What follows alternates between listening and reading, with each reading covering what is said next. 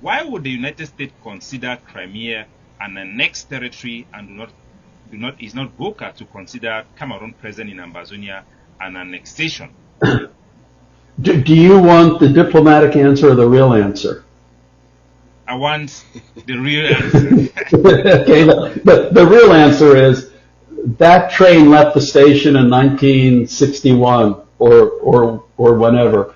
No one is going to go back to that. The Crimea situation happened, in the last few years.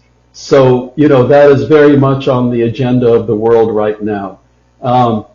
Again, the Ambazonia situation in some respects is like Somaliland, because Somaliland, as you said in your intro, it was an independent state before southern Somalia became an independent state. But the big difference is Somaliland actually exercises full governmental control over its territory. It's a lot easier to make your case when you are running a de facto state, whereas in Ambazonia, like it or not, it's the Government of Cameroon which exercises sovereignty, more or less. I mean, we all know the struggle that's going on the ground. So, unfortunately, those legal arguments can come into play later.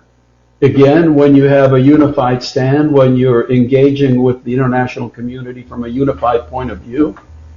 But right now, you're basically, as I would say, shooting blanks out of a gun because, the international community just not going to take any action based on those arguments, no matter how justified. You can have a lot of academicians, who respect those. They will write wonderful academic papers, maybe even doctoral dissertations, but they will end up on the shelf. Are we going to see somebody like Tibor Nagy, who have eaten African food, work our land, take on that role as a lobby for humanity's sake?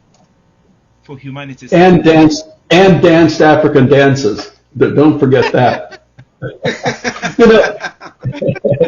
He also previously made a lot of comments citing the creation and the multiplication of the so-called interim government as the key factor in projecting a negative perception of the Ambazonian struggle to the international community.